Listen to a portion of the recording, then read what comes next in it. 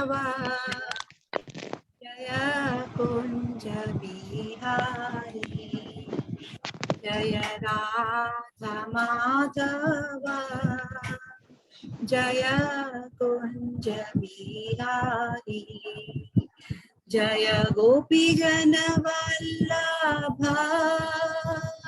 जय गिरिवरधारी जय गिरिवरधारी यशोदानंदन व्रज जनरंजन यशोदानंदन व्रज जनरंजन यमुना तीर वनचारी यमुना तीर वनचारी जय राधा माधव जय कुंज बिहारी जय राधा माधव जय कुंज बिहारी हरे कृष्ण कृष्ण कृष्ण हरे हरे हरे राम राम राम हरे हरे हरे कृष्ण कृष्ण कृष्ण हरे हरे हरे राम राम राम हरे हरे हरे कृष्ण कृष्ण कृष्ण हरे हरे हरे राम राम राम हरे हरे गोविंद बोलो हरि गोपाल बोलो राधा रमण हरि गोविंद बोलो गोविंद बोलो हरि गोपाल बोलो राधा रमण हरि गोविंद बोलो जय राधा दामोदर राधे जय राधा गोपीनाथ राधे जय राधा मदन मोहन राधे जय राधा रास बिहारी राधे जय राधा माधव राधे जय राधा गोविंद राधे जय राधा मधुसूदन राधे जय राधा केशव राधे जय राधा कुंज बिहारी राधे जय जगन्नाथ बलदेवा जय सुभद्रा जय गौरानिताय जय गौरानिताय जय जय गुरुदेव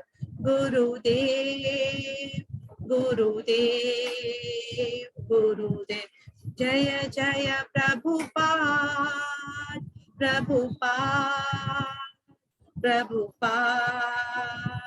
प्रभुपाद निताई गौर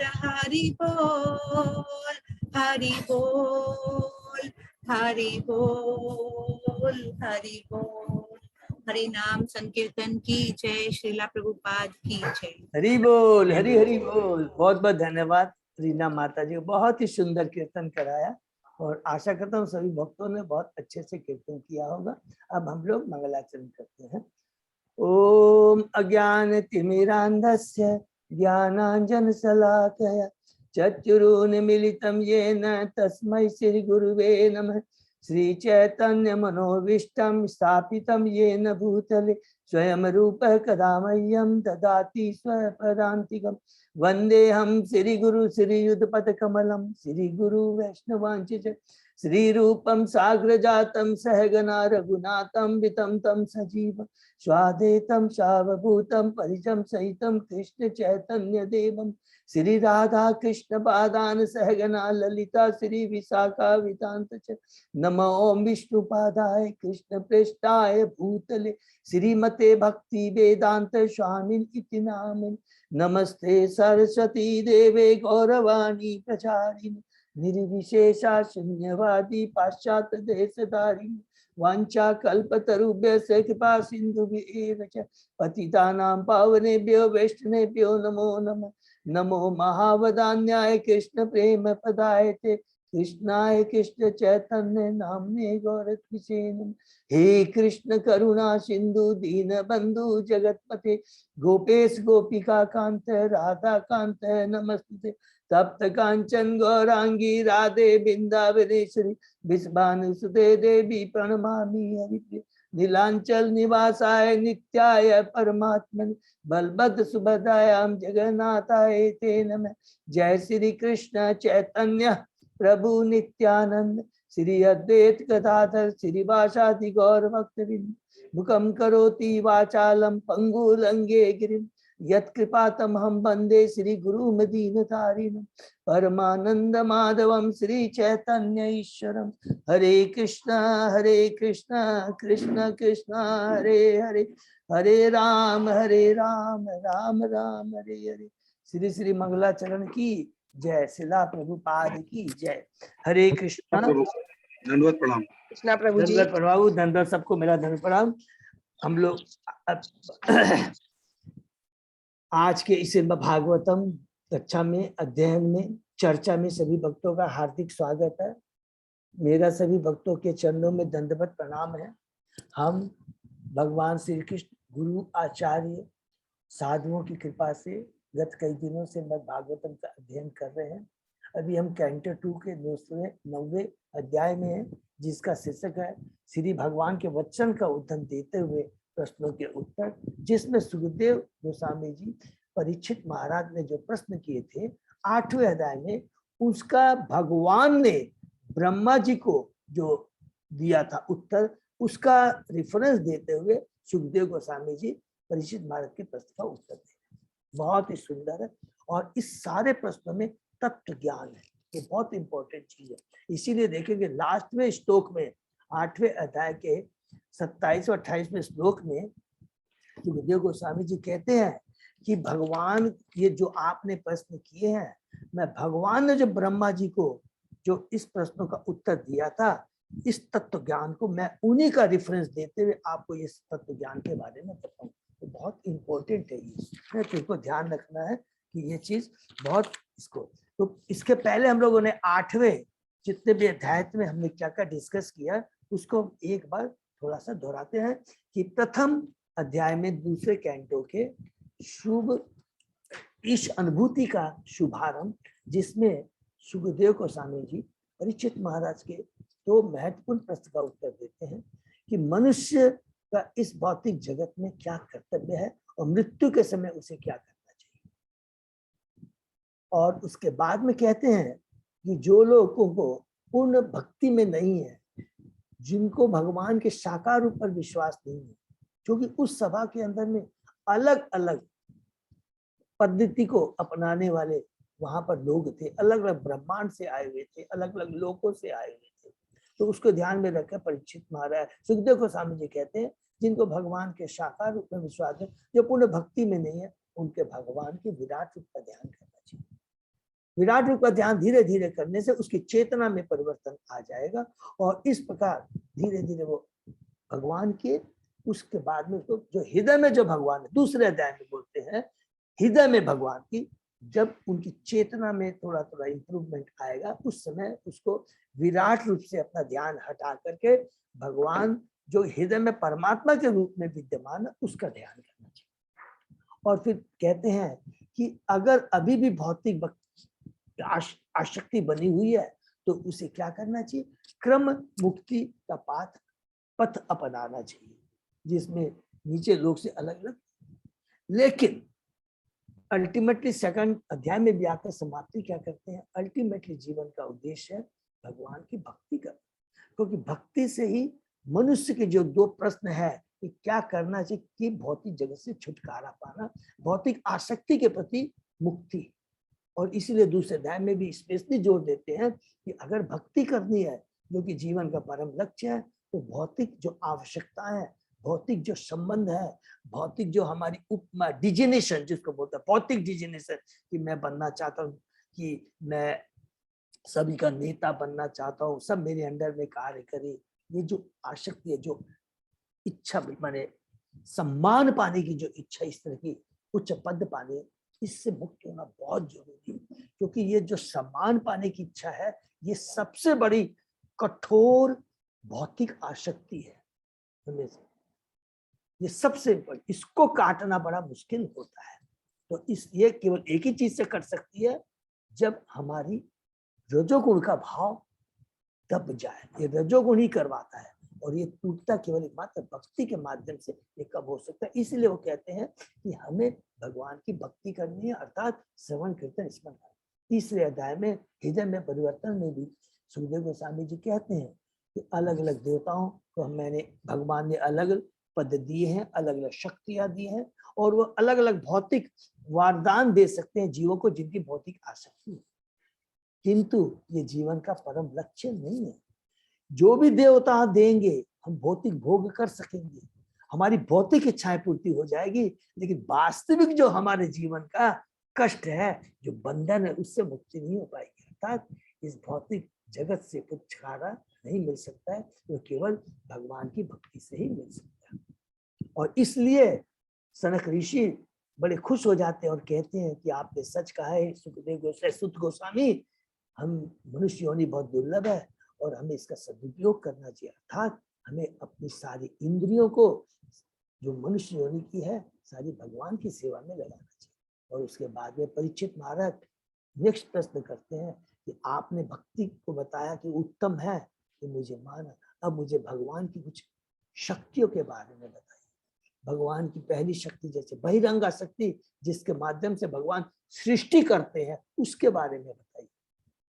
भगवान की चाहे बहिरंगा शक्ति हो या अंतरंगा शक्ति, कोई भी शक्ति हो, कोई भी लीला हो, सारी दिव्य होती है, जो कि हमको आगे भी समझ में आएगा। भगवान की कोई भी कार्य हम याद रखेंगे भौतिक नहीं होते हैं, दिखने में भौतिक लगते हैं, लेकिन भौतिक जगत में आते हैं, लेकिन उनका कार्य, उनकी सोच, लीलाएं सब कुछ दिव्य होती है, और इसी से जीव का कल्याण होता है। 5वें चौथे अध्याय में सुखदेव गोस्वामी जी से जो प्रश्न करते हैं कि ये सृष्टि कैसे होती है, तो सुखदेव गोस्वामी जी बहुत खुश हो जाते हैं, और वो उस प्रश्न का उत्तर देने के पहले भगवान का ध्यान करते हैं, भगवान का ग्लोरिफिकेशन करते हैं।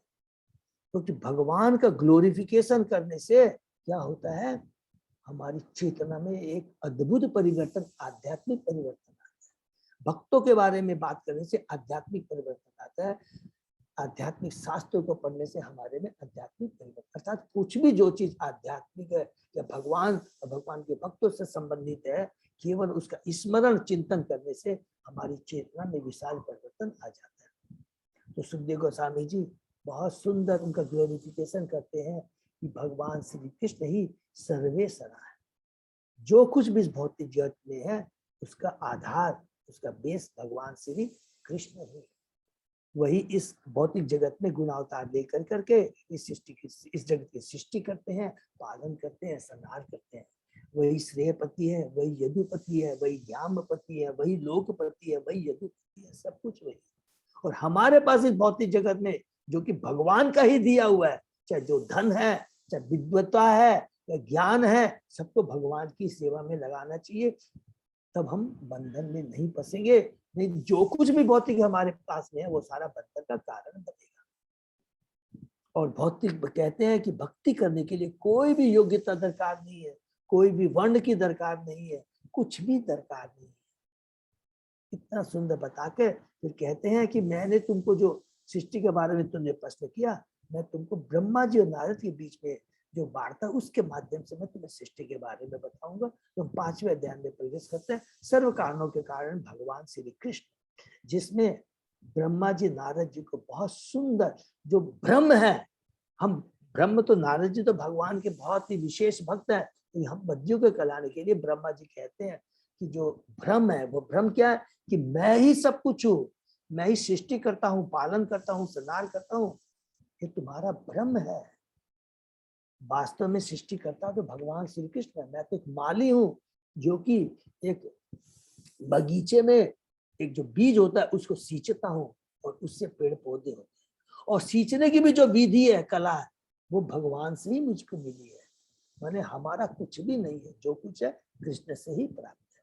करके के उनके 6 प्रश्नों का उत्तर देते हैं नारद जी, जो कहते हैं यत रूपम, यत अधिष्ठातम, यत शिष्टम, यत तस्थतम, यत परम, तत् तत्व। 6 प्रश्नों का एक एक करके शुद्ध उत्तर देते हैं। पहले 5वें अध्याय में 3 प्रश्नों का उत्तर देते हैं, यत रूपम, यद अधिष्ठातम, यत परम और यत सृष्टि। माने 4 प्रश्न कहते हैं कि यद अधिष्ठातम और यत परम, दोनों का मतलब है कि इसका बेस क्या, आधार क्या है, ये पूरा भौतिक जगत किसके ऊपर टिका हुआ है, ये भगवान श्री कृष्ण के ऊपर।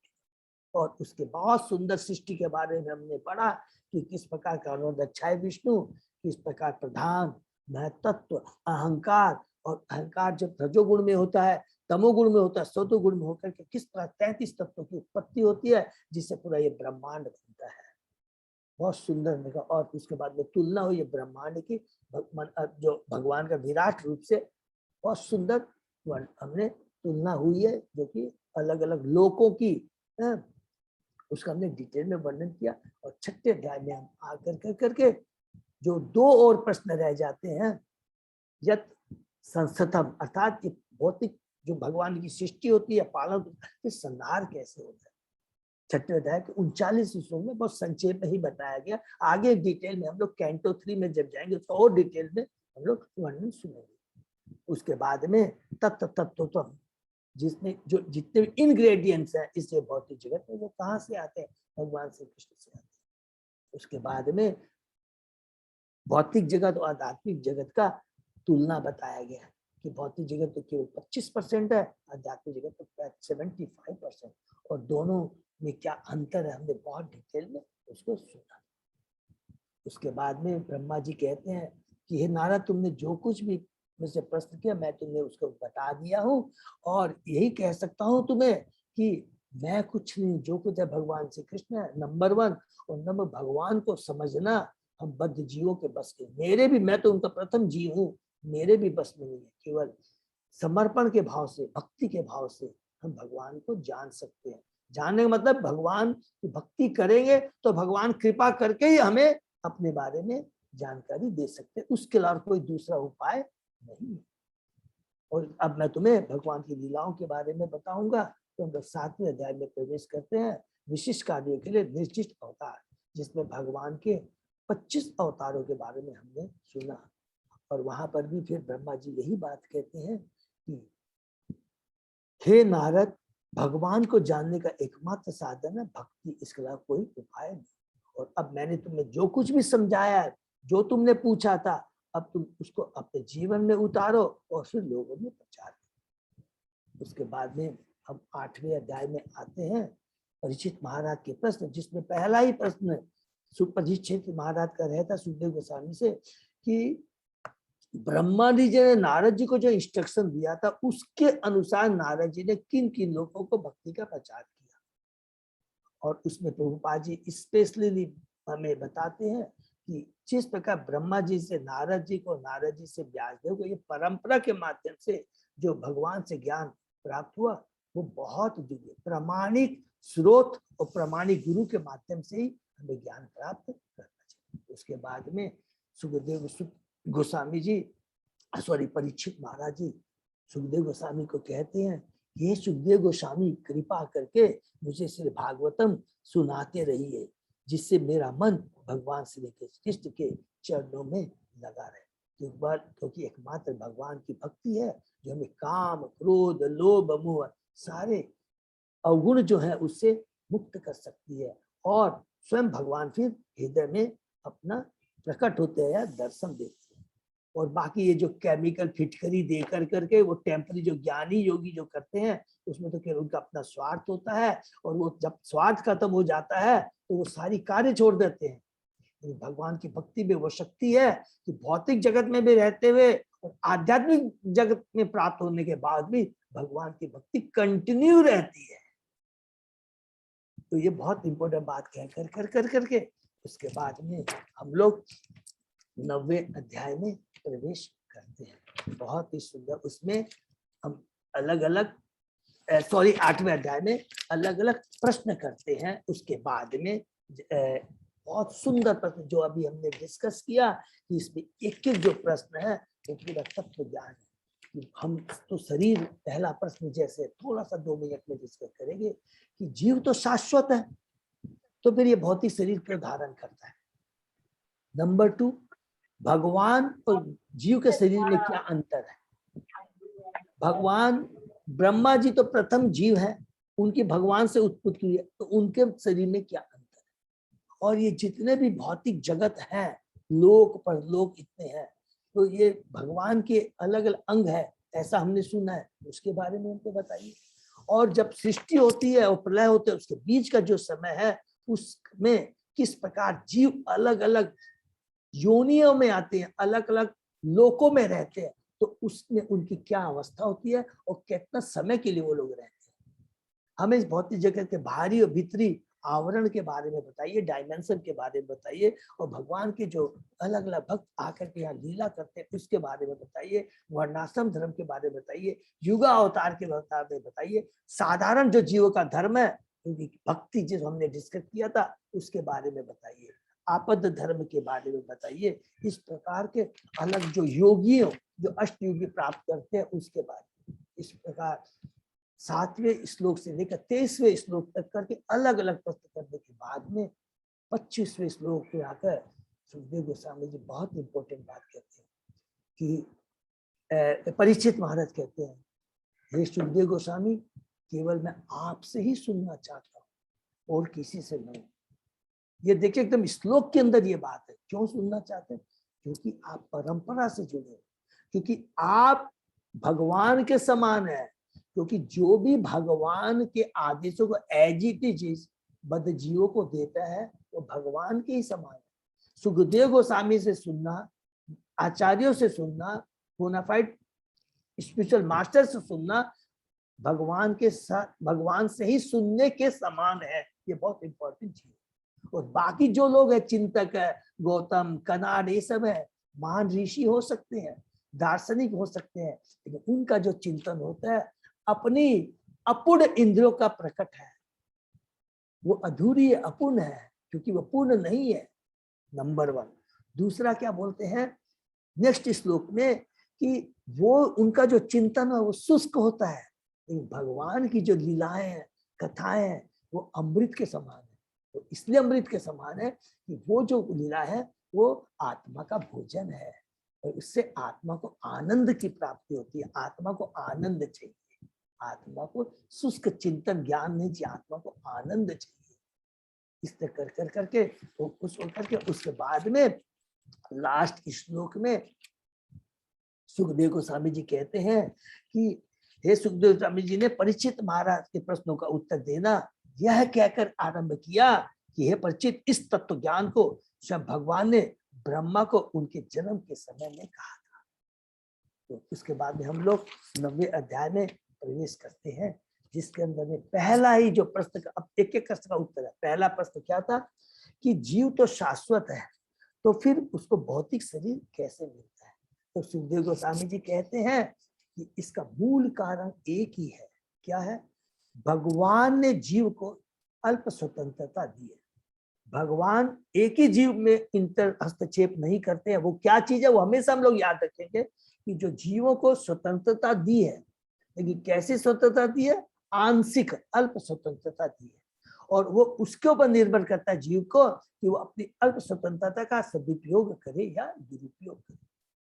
जब वो दुरुपयोग करता है, अर्थात जब वो पापपूर्ण उसकी सोच हो जाती है, पापपूर्ण इच्छा हो जाती है कि मैं मालिक हूं, मैं भोगी हूं, मैं भोगने वाला हूं, मैं ही सब कुछ हो, ये जब सोच हो जाती है तो वो पाप और इच्छा से भागकर उसको भौतिक शरीर मिल जाता है। अदरवाइज आत्मा भगवान का अंश है। जब भगवान शाश्वत है, सच्चिदानंद है, तो उसका जीव कैसे बंध सकता है? लेकिन क्योंकि वो अल्प स्वतंत्रता उसको दी है, उसका दुरुपयोग करने के कारण वो इस भौतिक जगत में भेज दिया जाता है। भगवान क्यों भौतिक जगत में भेजते हैं? क्योंकि हमने डिस्कस किया, पहली कंडीशन पूरी तत्व ज्ञान क्या है, भगवान कभी, हम भगवान के शाश्वत अंश हैं, दास है, शाश्वत है, और हमारी आइडेंटिटी हमेशा शाश्वत बनी रहती है। मायावादी के चक्कर में कि वो मर्ज हो जाते हैं। नंबर 2, और भगवान अपना जीव जो वो भी सच्चिदानंद है, लेकिन अपनी अल्प स्वतंत्रता का दुरुपयोग करने के कारण भगवान को बाध्य करता है कि मुझे भोगने दीजिए। तो भगवान बाध्य होकर के ये भौतिक जगत की सृष्टि करते हैं। भगवान को भौतिक जगत करने की इच्छा नहीं है, लेकिन उसका जीव जब अल्प स्वतंत्रता का मिसयूज करता है तो भगवान बाध्य होते इस भौतिक जगत में आग बनाते हैं पुरुषावतार के माध्यम से, और फिर जीव की जो इच्छा होती है वो उसको करने के लिए प्रकृति के माध्यम से एग्जीक्यूट करवाते हैं। ये पहला प्रश्न है, इसका बहुत इंपॉर्टेंट। उसके बाद में दूसरे और तीसरे श्लोक में जो हमने कल पढ़ा उसमें भी यही बात दोहराते हैं कि जब जीव भौतिक जगत में आ जाता है, अपनी अल्प स्वतंत्रता का मिसयूज करके भौतिक जगत में जब आ जाता है, तो वो सोचता है मैं भोग कर रहा हूं, मैं और मेरे की भावना में आकर करके वो सोचता है कि मैं बहुत सुखी हूं और आनंद हो रहा हूं। तब यहाँ पर प्रभुपाद जी कहते हैं ये आनंद नहीं है, ये जीव सपने में है। वास्तव में ये जो सोचता मैं हूं, मेरा हूं और मैं भोग कर रहा हूं, मैं ही सब कुछ हूं, ये एक सपने के समान है। जितनी भौतिक आसक्ति रहते उतना ज्यादा समझ लीजिए, उतने ज्यादा गहरी सपने में हम हैं। कभी हम सपना देखते हैं हम ये, और लंबा सपना बहुत लंबा तक चलता है। उसमें क्या है, सुख भी होता है और दुख भी होता है। सुख में कैसे आते हैं, अभी मैं राजा हूं, मेरे पास ये धन है, सब कुछ है। दुख में क्या है, कभी कभी आता है अरे इसने मेरी संपत्ति छीन ली है, इसने मेरा गला काट लिया है। देखिए सपने में आपको दिखाई देता है कि मेरा गला काट रहा है, तो रियल लाइफ में कोई अपने गले को काटा हुआ अपने को देख सकता है क्या? अगर हमारा गला कट जाए तो हम कहाँ से अपने को देख पाएंगे? लेकिन सपने में हम सब कुछ दे सकते हैं कि वो मेरा गला काट रहा है, खून निकल रहा है, सब कुछ सपने के सपने। और जब हम सपने से टूट जाते, सपना जब खत्म हो जाता है, तब अरे मैं ये सपना देख रहा। तो ये भौतिक जगत में जितने भी हम मैं और मेरी की जो भावना है, ये सपने के समान है। और डिटेल में बताते हैं। और इस भौतिक जगत में जब आता है तो प्रभुपाद जी बहुत तात्पर्य बताते हैं कि अलग अलग शरीर अलग अलग योनियों में जाता है। अलग अलग 84 लाख योनि के बारे में हमने डिस्कस किया। और उसके बाद में हमने पढ़ा कि जीव की सोच कैसी रहती है कि मैं समाज का, देश का, राष्ट्र का कल्याण करूंगा। वो केवल भौतिक कल्याण के बारे में सोचता है, और जितना ज्यादा सोचता है उसमें उसकी मैं और मेरा की भावना और प्रगाढ़ होती जाती है। ये कब होता है, जब वो भौतिक जगत में भौतिक चेतना के माध्यम से सोचता है भोग। लेकिन तीसरे श्लोक में कहते हैं कि जैसे ही ये सोच जो सपना टूट जाता है, सपना टूट जैसे जीवात्मा अपनी स्वाभाविक महिमा, ये बढ़ लिखा स्वाभाविक महिमा स्थिति में स्थित हो जाता है, तो वो मुक्त हो जाता है। काल और माया का उसके पास कोई प्रभाव नहीं रहता है। सारी भ्रांत धारणाएं उसकी खत्म हो जाती है, और उसको ज्ञान हो जाता है कि मैं भगवान का दास हूं। और वो तब दिव्य आनंद में रमण करता है। जब सपने में रहता तब भी रमण करता है, रमण क्या करता है, झूठा सपना में रमण करता है कि मैं। लेकिन जब सच्चा उसकी चेतना शुद्ध हो जाती है और ये सपना टूट जाता है, कैसे टूटता है, भगवान की भक्ति के माध्यम। भगवान की भक्ति के माध्यम से जब उसका ये चेतना टूट जाता है, तब उसको मालूम होता है कि मैं तो भगवान का दास हूं। परमेश्वर की शरण में जाकर वह जीवात्मा माया के वश से मुक्त हो जाता है। बिना समर्पण के वह माया से कभी भी छूटा। समर्पण कैसे होगा, भक्ति बिना समर्पण के भगवान की भक्ति नहीं कर सकते। जो परमेश्वर के समान होता है वह प्रकाश में रहता है। जो परमेश्वर के समक्ष होता है, हमारे परमेश्वर के आश्रय में रहता है, वो हमेशा प्रकाश में रहता है। ये बहुत इंपॉर्टेंट चीज है। प्रकाश के मतलब उसकी भी कभी भी चेतना बिविल्डर नहीं होती है। जब भी हम भगवान और भक्ति और शास्त्रों के संग में रहेंगे, जुड़े रहेंगे, कभी भी हम बिविल्डर नहीं होंगे। नहीं तो हमेशा टेंशन में रहेंगे, अरे इसके पास ऐसा है, इसने मेरे को ये चीज कहा, हमेशा बिविल्डर रहेंगे, भ्रम में रहेंगे। लेकिन जो भगवान के समक्ष रहता है वो प्रकाश में रहता है, उसके सारे मोह नष्ट हो जाते हैं, अन्यथा वह अंधकार में। और अगर जब भगवान के समक्ष नहीं रहता है तो अंधकार में रहता है। और जब भगवान के समक्ष रहता है तो काल और माया उसका कुछ नहीं बिगाड़ सकती है। न वो काल से डरता है न माया से डरता है। डरने का मतलब क्या कि काल और माया उसका कुछ बिगाड़ दे सकती। अतः जब जैसे ही वह वासुदेव के शरण में जाता है, अर्थात भगवान को परमेश्वर मानकर उनकी भक्ति में लग जाता है, मैं तथा मेरी की भ्रांत भावना से छुटकारा पाकर दिव्य चेतना में स्थिर होकर शाश्वत दिव्य धाम की प्राप्ति करके शाश्वत दिव्य आनंद का अनुभव करता है। यह श्रीमद् भागवतम हम मोहग्रस्त जीवों को आत्म तत्व तथा भक्ति योग विधि में विशेष योगदान प्रदान। तो ये जो भक्ति है और ये जो चेतना है, जो सपना है, वो कैसे टूटता है उसके लिए बताते हैं कि श्रीमद् भागवतम एक महान ग्रंथ राम वाणी की दवा है, जिसे हमें रेगुलर पढ़ते रहना चाहिए। तो ये दूसरे तीसरे श्लोक में हमने डिस्कस किया, आज उसके आगे हम लोग डिस्कस करेंगे। ओम नमो भगवते वासुदेवाय। ओम नमो भगवते वासुदेवाय। ओम नमो भगवते वासुदेवाय। नारायण नमस्कृत्य नरं चैव नरोत्तमं देवी सरस्वती व्यासं ततो जयम् उदीरये। नष्टप्रायेषु अभद्रेषु नित्यं भागवत सेवया भगवती उत्तम श्लोके भक्ति भवति नैष्ठिकी। आराधयो भगवान ब्रजेश तनय ततधाम वृंदावनम रमया काचिदुपासना व्रजवधू वर्गेण कल्पिता। श्रीमद्भागवतम प्रमाणम अम्लम प्रेमा पुमर्थो महान। श्री चैतन्य महाप्रभो मतम इदं तत् आदरो न पर। हरे कृष्ण कृष्ण कृष्ण हरे हरे, हरे राम राम राम हरे हरे। अध्याय 9 श्लोक नंबर 4। अजय प्रभु ठीक है? हाँ प्रभु जी बिल्कुल। प्रभु जी एक क्वेश्चन था कि मैं और मेरा में क्या अंतर है प्रभु जी? माने मैं शरीर हूं और ये जो भौतिक जगत में जो कुछ भी है वो मेरा है। माने मैं आत्मा नहीं, मैं शरीर हूं, ये है सपना। ये और मेरा कि माने ये जितने भी जगत में जो कुछ भी है, जो संबंध है, जो कुछ है, सब कुछ मेरा, मैं ही मालिक हूँ। ठीक है माता जी? ठीक है प्रभु जी। हाँ माता। नेक्स्ट, आत्म तत्व विशुद्धि अर्थम यत आ भगवान ऋतम ब्रह्मणे दर्शयम रूपम अव्यलीक व्रत आधृता। हे राजन, भगवान ने ब्रह्मा जी की भक्ति योग की निष्कपट तपस्या से अत्यंत प्रसन्न होकर उनके समक्ष अपना शाश्वत दिव्य रूप प्रकट किया और बद्ध जीव की शुद्धि के लिए यही परम लक्ष्य भी है। हरि बोल। जो ब्रह्मा जी ने तपस्या की, भगवान प्रसन्न हुए और उन्होंने अपना दिव्य रूप उनको प्रकट किया। आत्म तत्व ईश्वर तथा जीवात्मा दोनों का ही विज्ञान। हरि बोल।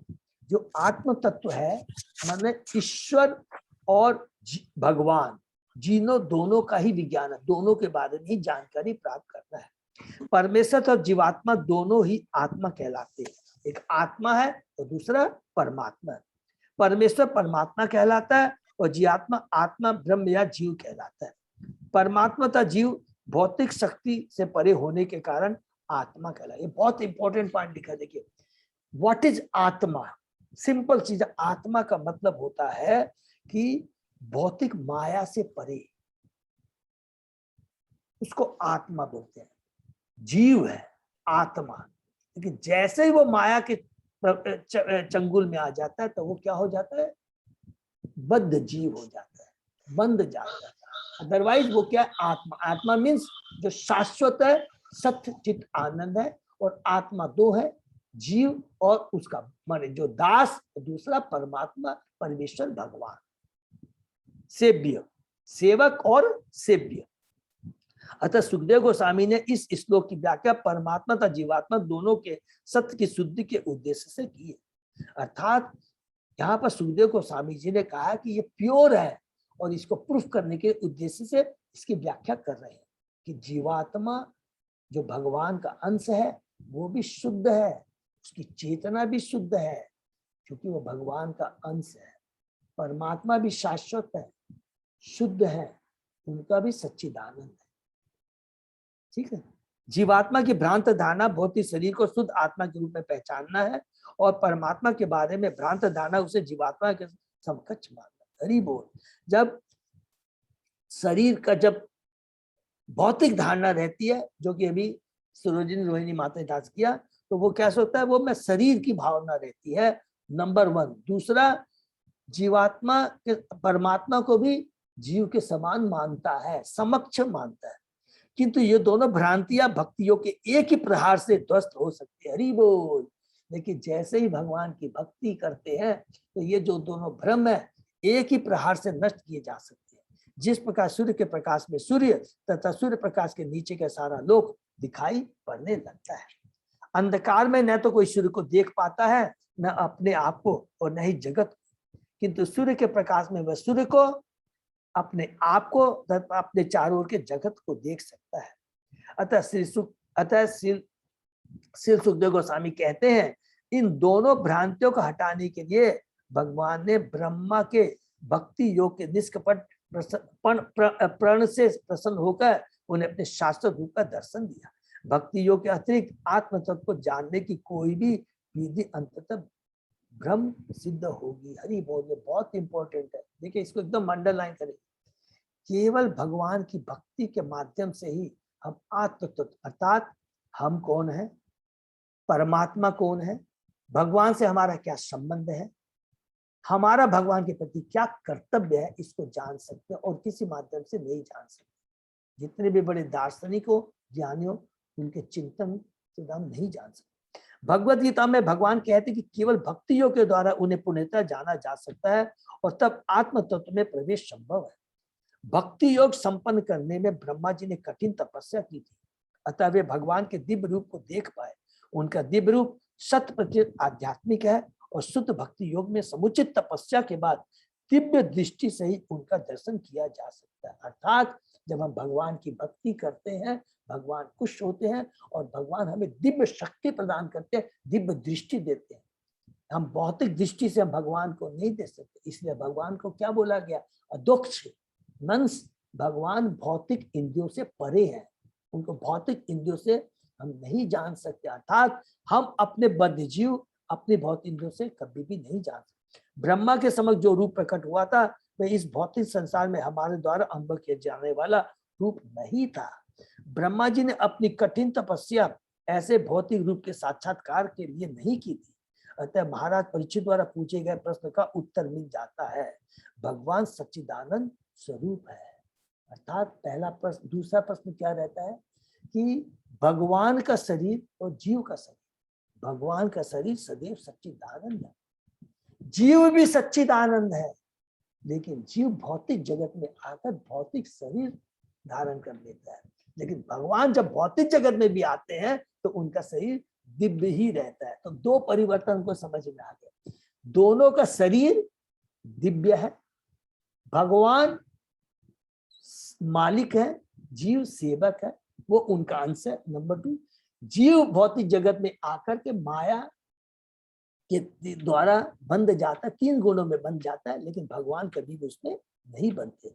किंतु जीवात्मा का भौतिक रूप न तो सत्य है, न चित और न आनंद।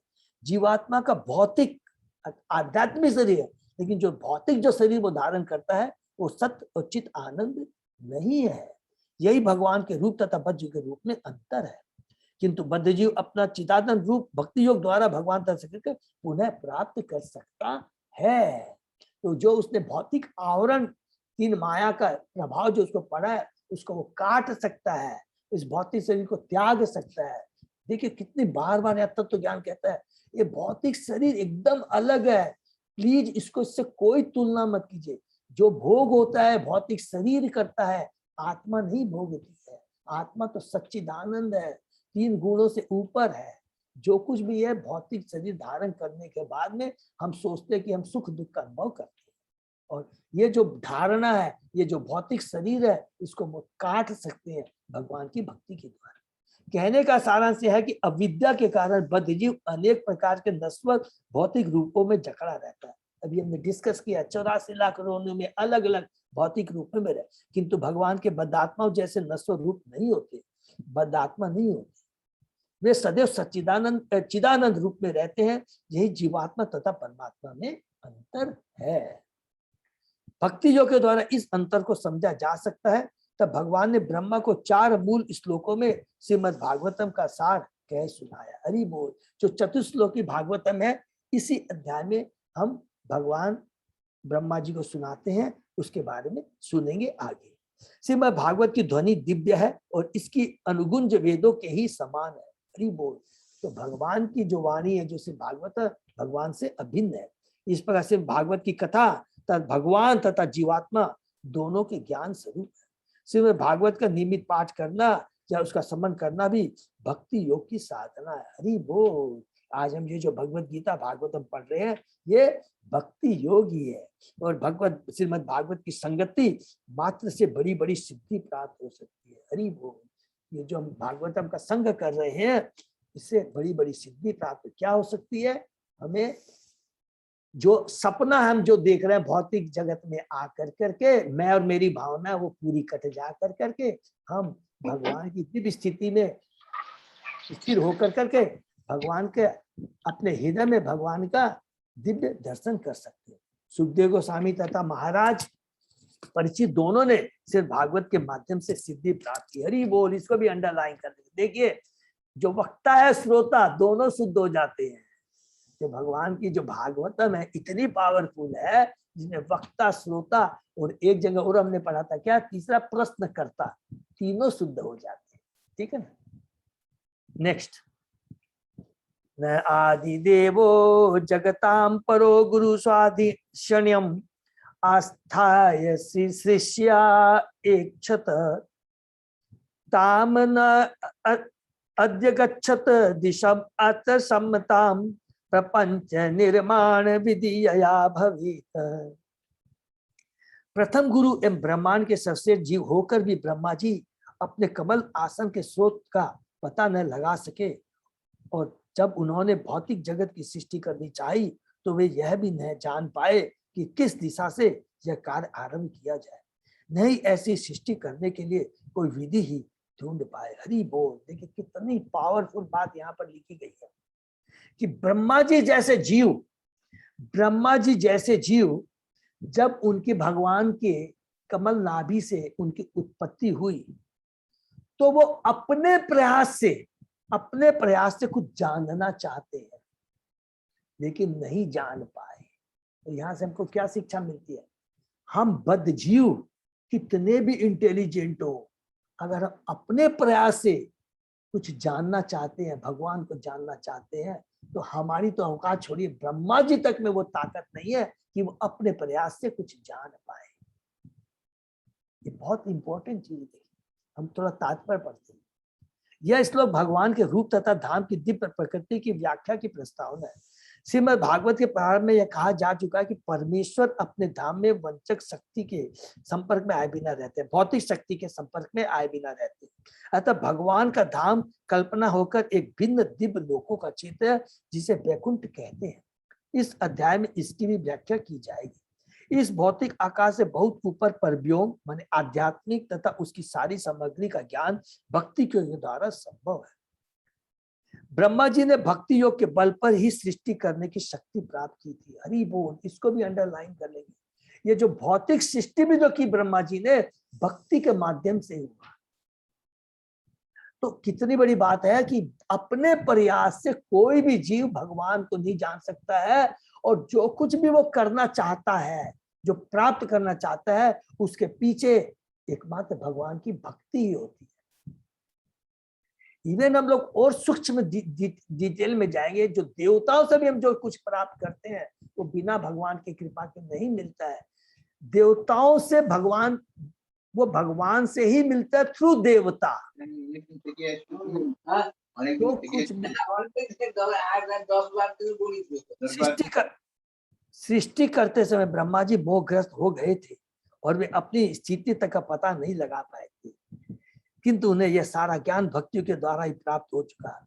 जब उनका जन्म हुआ उस समय कोई नहीं था, वो बहुत प्रयास किए, वो पूरा जो क्या बोलते हैं ना, वो पूरा जो कमल की नाल है पूरा ऊपर से लेकर के नीचे तक जाते हैं, कुछ उनको समझ में नहीं आता है, सरेंडर हो जाते हैं। और उसके बाद में आगे हम लोग पढ़ेंगे क्या होता है। मतलब अपने प्रयास से ब्रह्मा जी भी कुछ नहीं कर सके, किंतु उन्हें यह सारा ज्ञान भक्तियों के द्वारा ही प्राप्त हो सका कि सृष्टि भी कैसे किया जाए, इसका विज्ञान भक्ति के द्वारा हुआ। भक्ति योग से ईश्वर को जाना जा सकता है और ईश्वर को सर्वोच्च मानकर शेष सब कुछ जाना जा सकता है। जो माने ईश्वर को सर्वोच्च मानकर सब कुछ हम जान सकते हैं। जो परमेश्वर को जानता है वह सब कुछ जानता है। हरि बोल। ये समस्त वेदों का कथन है, समस्त वेदों का कथन भी यही है। देखिए बार बार प्रभुपाद जी तात्पर्य में लिखते हैं जो अलग अलग वेदों हैं जिसमें अलग अलग यज्ञ के बारे में बहुत ही चीजों प्राप्त करने बारे में लिखा है, इसका उद्देश्य क्या है? भगवान को जानना। क्या जानना है? कि जितनी भी चीजें हैं, जो भी हमने ज्ञान के बारे में, यज्ञ के बारे में, देवताओं के पूजे बारे में, वर्णाश्रम धर्म के बारे में सब बताया है, ये सब क्या है? भगवान का ही बनाया हुआ है और भगवान की ही देन है। जितने भी वेद की रचना हुई है ये भगवान के मुख से ही निकले, हमने पढ़ा है वेदेश्च सर्वे वेद्यम, जो कुछ भी भगवान से ही आता है। और भगवान उद्देश्य वेदों का उद्देश्य भी क्या? खाली भगवान को जानना है। इस ब्रह्मांड के आदि गुरु ब्रह्मा को भी भगवान की कृपा से प्रकाश प्राप्त हुआ था। उनको अपने से उन्होंने चेष्टा किया तो कुछ नहीं हुआ, लेकिन जब भगवान की कृपा पड़ी तभी उन्हें प्रकाश प्राप्त हुआ। तो ऐसा और कौन होगा जो उनकी कृपा के बिना सब कुछ जान सके? हरि बोल। इसको अंडरलाइन कर लेंगे। जब ब्रह्मा जी जैसे अपने प्रयत्न से कुछ नहीं जान पाए तो और दूसरा जिनकी हम संतान है, हमको हमारे ब्रह्मा जी ने पहले प्रथम जीव, उसके बाद में सारे जीवों को ब्रह्मा के माध्यम से ये पूरा ब्रह्मांड भर्ती हुआ। जो हर एक विषय पूर्ण जान के प्राप्त करना चाहता है उसे चाहिए कि भक्त करके प्राप्त करे, इसके अलावा कोई दूसरा उपाय नहीं है। अपने निजी बल पर ज्ञान की खोज करने का प्रयास समय का अपव्यय होगा। हरि बोल। लास्ट में यही चीज बता दी, अपने प्रयास से जब ब्रह्मा जी कुछ नहीं कर सके तो हम बद्रीजीव क्या कर सकते। इसलिए एकमात्र ये ज्ञान जो तत्व ज्ञान यहाँ मिलता है कि अगर हम जीवन में सुखी होना चाहते हैं, अपने लक्ष्य को प्राप्त करना चाहते हैं, भौतिक चिंताओं से उथल पुथल से मुक्त होना चाहते हैं, तो केवल भगवान की शरण में हम चले जाएं। और भगवान की शरण में कैसे जा सकते हैं? गुरु के ही माध्यम से, वो भी डायरेक्ट नहीं कर सकते। ठीक है, नेक्स्ट। सचिंतयं द्वि अक्षरम एकदा अंभसी उपासिनोत द्विगदितं वचो विभु स्पर्शेषु यत् षोडशम् एकविंशं निष्किंचनानां नृपयत् धनम विदु। हरि बोल। इस प्रकार जब मैं जल में स्थित ब्रह्मा जी सोच रहे थे तब पास ही उन्होंने परस्पर जुड़े हुए दो शब्द दो बार सुने। इनमें से एक 16वां और दूसरा 21वां शब्द स्पर्श अक्षर था। ये दोनों मिलकर विरक्त जीवन की निधि बन गए। हरि बोल। तो जब ब्रह्मा जी ने अपना प्रयास किया तो कुछ नहीं समझ पाए, तो फिर उन्होंने भगवान का चिंतन किया, तब उनको क्या है? दो शब्द सुनाई दिए, 16वां और दूसरा 21वां। तो 16वां माने त और 21वां माने प, त प। तो आगे हम लोग तात्पर्य पढ़ते हैं तो समझ में आएगा। संस्कृत भाषा में व्यंजन शब्दों के दो विभाग है, स्पर्श वर्ण तथा तालव्य वर्ण। क से लेकर म तक के अक्षर स्पर्श वर्ण कहलाते हैं और इस समूह का 16वां अक्षर त है, जबकि 21वां अक्षर प है। अतः जब वे दोनों मिल जाते हैं तो तप शब्द अर्थात तपस्या बनता है। यह तप ब्राह्मणों तथा तपस्वियों का सौंदर्य तथा धन। हरि बोल। ब्राह्मणों का, भक्तों का तप धन है। धन क्या? तप का मतलब भगवान की भक्ति। भौतिक इस कलयुग में एकमात्र तप क्या है? भगवान के नाम लीलाओं का श्रवण कीर्तन और स्मरण। भगवत दर्शन के अनुसार प्रत्येक मनुष्य तप के निमित्त बना। इसको भी अंडरलाइन करें। जीव का एकमात्र जो उद्देश्य है तप करना, भगवान की भक्ति करना, अर्थात भगवान की सेवा करना, भगवान के आदेशों का पालन करना, भगवान की सेवा करना, भगवान के आदेशों का पालन करना, भगवान के आदेश गुरु के माध्यम से गुरु के आदेश का पालन ही वास्तव में तप है, वही भक्ति है। और मनुष्य जीव इसी के लिए ही बना है और किसी के निमित्त नहीं, क्योंकि एकमात्र तपस्या के द्वारा उसे आत्मबोध हो सकता है। मानव जीवन का धर्म इंद्रिय तृप्ति नहीं अपितु आत्म साक्षात्कार है।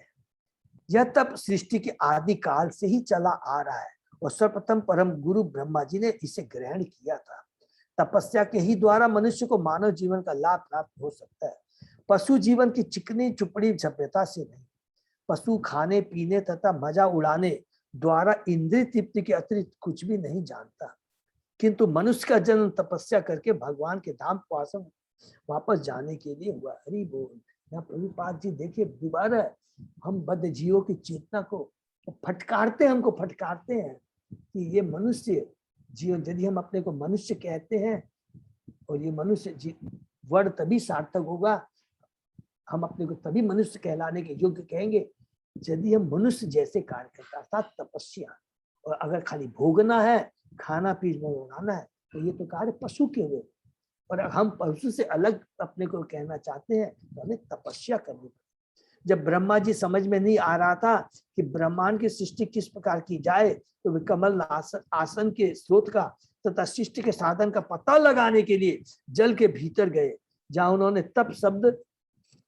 तप शब्द की 2 बार गुण सुनी। तप के पथ को ग्रहण करना जिज्ञासु का मानो दूसरा जन्म। हरि बोल।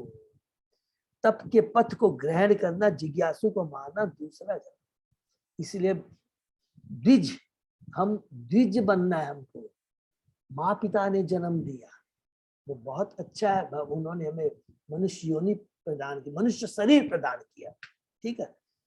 और दूसरा क्या है? तप, तपस्या, अर्थात गुरु के शरण में जाकर करके वैष्णव बन करके, वो क्या है? दूसरा हमें शरीर प्रदान होता है। इससे कहते हैं, उसको दूसरा जन्म कहते हैं।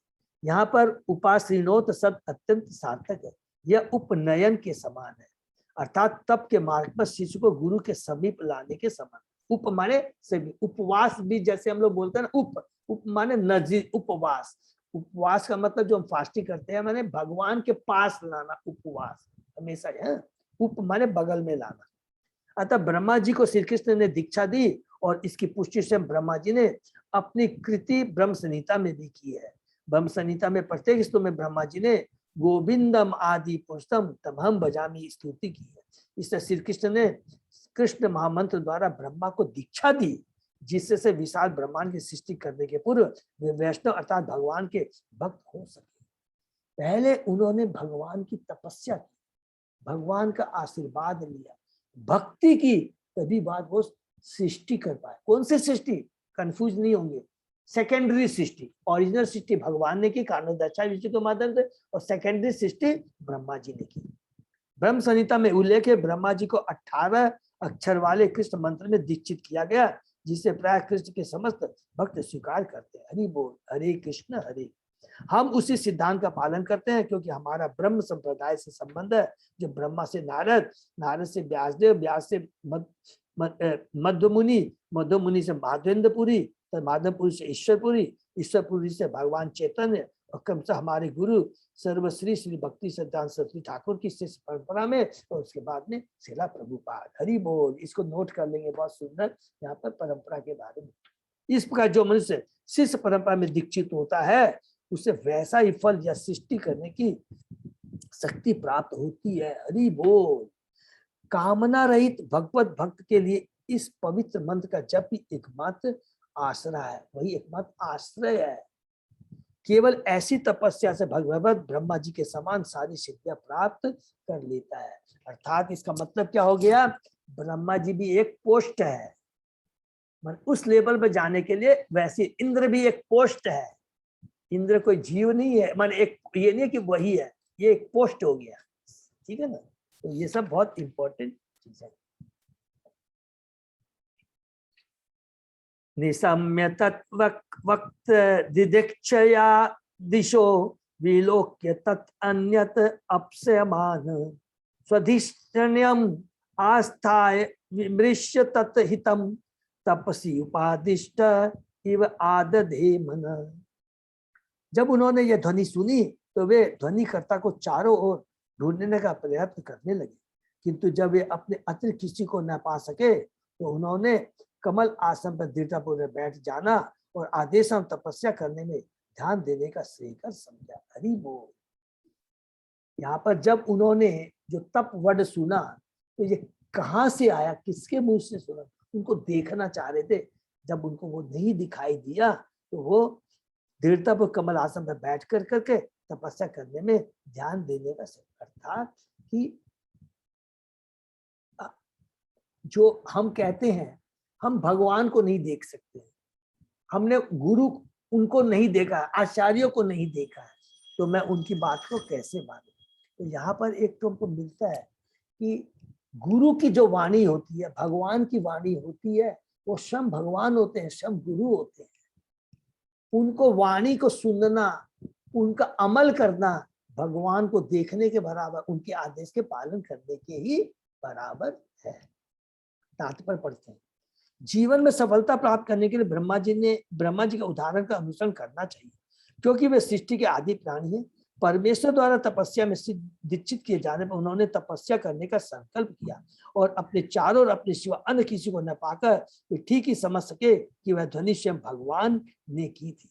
उस समय ब्रह्मा बिल्कुल अकेले थे, क्योंकि तब कोई सृष्टि नहीं हुई थी और न उनके अतिरिक्त वहां अन्य कोई था।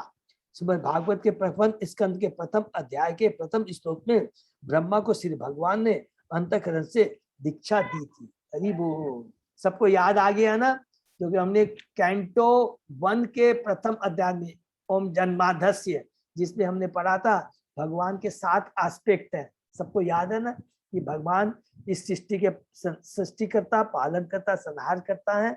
दूसरा, भगवान सब कुछ जानते हैं, भगवान स्वतंत्र हैं। और चौथा क्या था कि भगवान ने ब्रह्मा जी को क्या है, प्रथम ज्ञान प्रदान किया था। ही इनलाइटेड, ठीक है ना, वैदिक जो ज्ञान प्रदान है प्रथम भगवान जी ने ब्रह्मा जी को कहा। ये 7 एस्पेक्ट में चौथा एस्पेक्ट था, ठीक है ना। तो वही बात यहाँ पर रिपीट करते हैं। भगवान प्रत्येक जीवात्मा के भीतर परमात्मा के रूप में स्थित है। उन्होंने ब्रह्मा को इसलिए दीक्षित किया क्योंकि वे दीक्षा लेने के लिए राजी थे। इसी प्रकार जो भी दीक्षा लेने का इच्छुक हो उसे भगवान दीक्षा दे सकते हैं, जैसा कि बताया जा चुका, माने अपने प्रामाणिक गुरु को भेज कर करके, जैसा कि बताया जा चुका है। ब्रह्मा इस ब्रह्मांड के आदि गुरु है और चूंकि स्वयं भगवान ने उन्हें दीक्षा दी थी, अतः श्रीमद् भागवत की कथा शिष्य परंपरा से चली आ रही है। अतः श्रीमद् भागवत की वास्तविक कथा संदेश प्राप्त करने के लिए मनुष्य को चाहिए कि शिष्य परंपरा से चले आने वाले गुरु के पास जाए, फिर उस परंपरा में योग्य गुरु से दीक्षित होकर उसे भक्ति करने के लिए तपस्या में रत होना चाहिए। किंतु उसे अपने आप को ब्रह्मा के समान समझकर सीधे भगवान द्वारा अंतः से दीक्षा दिए जाने की बात नहीं सोचनी चाहिए, क्योंकि इस युग में कोई भी व्यक्ति ब्रह्मा के समान शुद्ध नहीं माना जा सकता। हरि बोल। माने जो इच्छा करता है, मतलब ना, इच्छा में बहुत ताकत है। देखिए, अल्प जो स्वतंत्रता है उसमें हमारी आध्यात्मिक भक्तिमय इच्छा होनी चाहिए। अगर इच्छा होगी तो स्वयं भगवान हमें प्रामाणिक गुरु हमारे पास भेज। लेकिन जो ठगना चाहता है, भोगना चाहता है, उसके लिए भी पाखंडी गुरु भगवान भेज देंगे, ये याद रखेंगे। क्योंकि भगवान हमारी अल्प स्वतंत्रता में हस्तक्षेप नहीं करते। ब्रह्मांड सृष्टि के लिए ब्रह्मा पद का भार सर्वाधिक शुद्ध जीव को सौंपा जाता है और जब तक वह उतना ही योग्य न हो उसे ब्रह्मा के समान नहीं माना जाता, किंतु उसे वैसी सुविधाएं भगवान के शुद्ध भक्तों द्वारा, शास्त्रों के आदेशों द्वारा, जैसा कि विशेषता भगवत गीता तथा श्रीमद् भागवत में प्रकट है, तथा प्रामाणिक गुरु द्वारा प्राप्त हो सकती है। हरि बोल। जो मनुष्य हृदय से भगवान की सेवा में निष्ठा रखता है उसके समक्ष भगवान स्वयं गुरु के रूप में प्रकट होते हैं। तो कितनी बड़ी पावरफुल बात लिखा प्लीज। अर्थात जो गुरु है वो भगवान से अभिन्न है, इसलिए हमें भगवान गुरु को भगवान की तरह मानना चाहिए। उनके आदेश मीन भगवान के आदेश। अतः उस प्रामाणिक गुरु को जो देवस निष्ठावान शिष्य को प्राप्त होता है, भगवान का सबसे विश्वासपात्र तथा प्रिय प्रतिनिधि मानना चाहिए। यदि कोई व्यक्ति ऐसे प्रामाणिक निर्देशन में रहता है तो यह निसंदेह समझना चाहिए कि उसे भगवत कृपा प्राप्त हो गई है। हरि बोल। कितनी बढ़िया बात। अगर गुरु की कृपा मिल गई, गुरु के विनीत होकर के पूरा विनीत भाव से उसके चरण में जाते हैं, वो हमको एक्सेप्ट कर लेते हैं, उनसे जो ज्ञान प्राप्त हो जाता है, तो समझ लीजिए कि हमें भगवत कृपा प्राप्त हो गई। इसका मतलब क्या हुआ कि हमारा गोलोक धाम जाना निश्चित है, भौतिक जगत से छुटकारा पाना निश्चित है। हरि बोल। तो हम लोग यहीं पर विराम देते हैं। तो बहुत ही अच्छा यह भी जो परीक्षित महाराज ने प्रश्न किए हैं और इतना सुंदर उत्तर हमको मिल रहा है प्रभुपाद जी की कृपा से।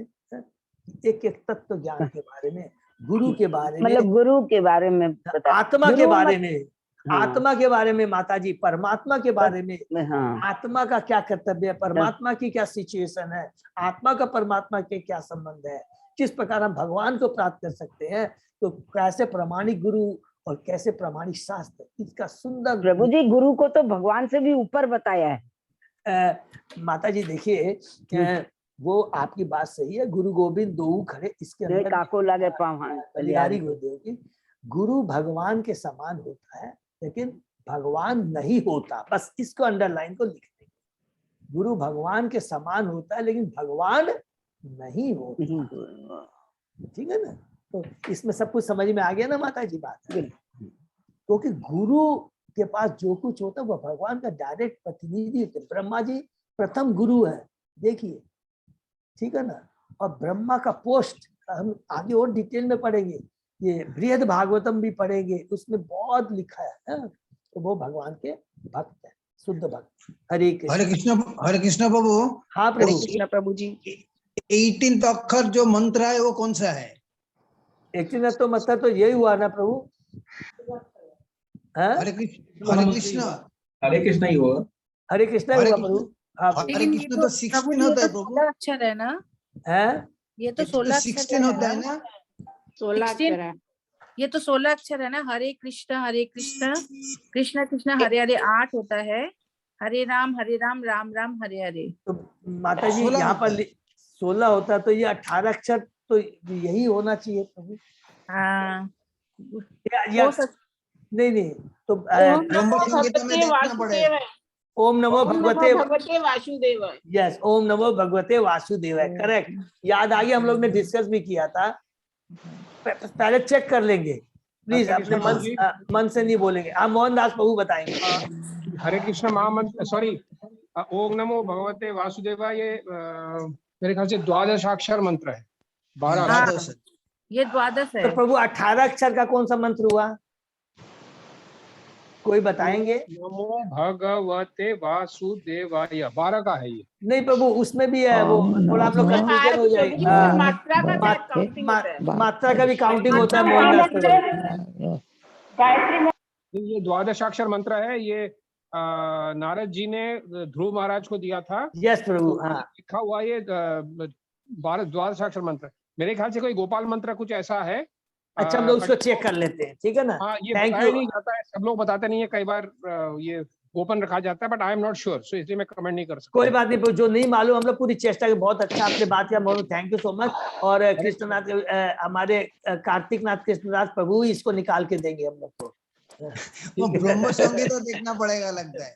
तो वो एक बार चेक कर लेंगे, कोई बात नहीं है। क्योंकि जैसे हम लोग 2.5 अक्षर प्रेम का है, हम लोग जब बोलते हैं ना, जो अभी माता जी ने बहुत अच्छी बात कही है, तो मात्रा का भी वो रहता है। तो पहले हम लोग समझ लेंगे, समझ करके फिर आएंगे, ठीक है ना।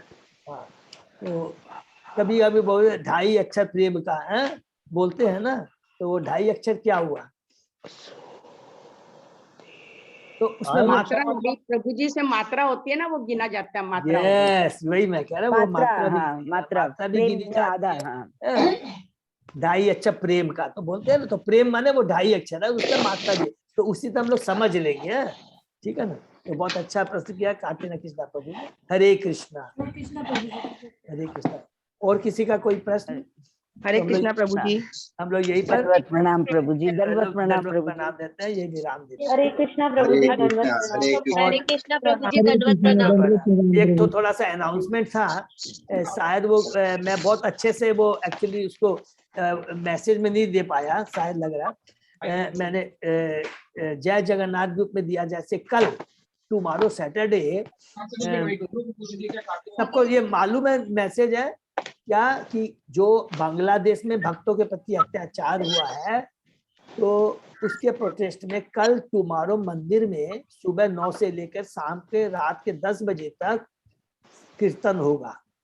हमने पूछा कीर्तन का मतलब है, तो उन्होंने अमिताभ नाग प्रभु जो बलदेव गुरु है वही उसको वो कर रहे हैं, ऑर्गेनाइज कर रहे हैं। तो उन्होंने कहा कि प्रभु भजन भी कर सकते हैं। मैंने कहा प्रभु आपने तो कीर्तन लिखा है, तो बोले हाँ प्रभु यही अच्छा होगा कि अगर हरिनाम संकीर्तन ही किया जाए, तो भजन भी कर सकते हैं। तो मैं थोड़ा कंफ्यूज हूँ, कोई बात नहीं, दोनों तैयारी करके जा सकते।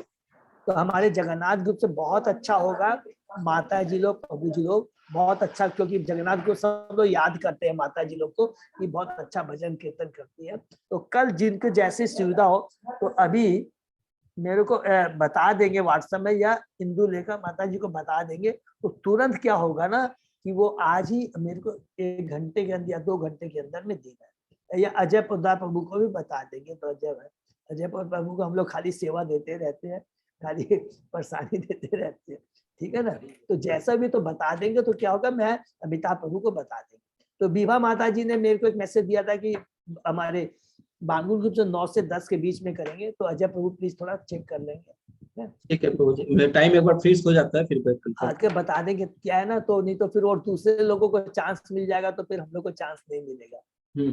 तो ये थोड़ा है, तो प्लीज उन्होंने मेरे को अभी 1 घंटे का और समय दिया। अभी जैसे 8, 5 या 10 जो भी हुआ है ना, तो 9 बजे तक बता दे या 10 बजे तक भी बता देंगे तो चलेगा। हरे कृष्णा।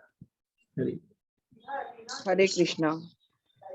दंडवत हरि बोल।